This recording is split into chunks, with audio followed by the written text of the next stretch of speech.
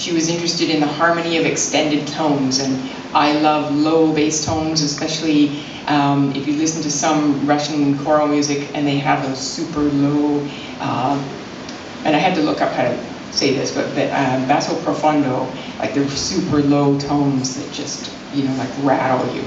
I love that stuff. But for this piece, the thing I was thinking of the most is her deep listening, which George touched on as well. And her idea that you listen to the sounds of every day and you hear things in them. If you really concentrate, you'll hear things in them, the complexity and the musicality in everyday sounds. And for a lot of my work, I'll use field recordings. So I did a piece where I find crowds really creepy, and so I live in the West End, and when the fireworks end and there's like 100,000 people leaving at one time, I find that very disturbing. And one time I stuck a microphone outside my window, and you could just hear the sound of the seething crowd, and I made a musical piece out of that because I was just fascinated.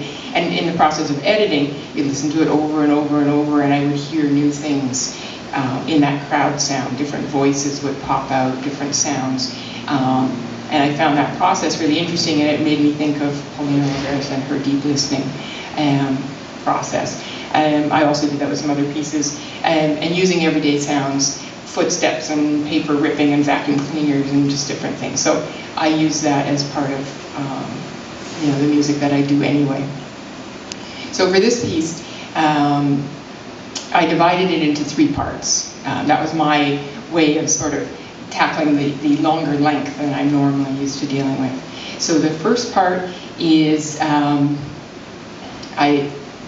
wanted, the overall piece, my proposal was, I was interested in how, for Vancouver, that intersection between the waterfront and like the urban environment bouncing off the waterfront and then the natural environment, and how those kinds of intersect and conflict. And so for Vancouver, we're surrounded by water. It's all about the waterfront. But it's also an industrial thing. It's, it's not the natural world that it's bumping up against, and that intersection interested me.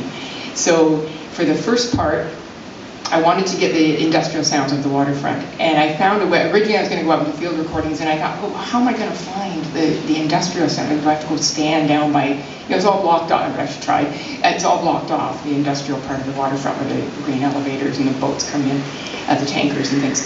So there's actually a website, on the Port Authority website, there's a section for noise monitoring. So anybody who lives near the port, if you get irritated about how loud it is, they actually monitor those sounds. And there's 6 spots around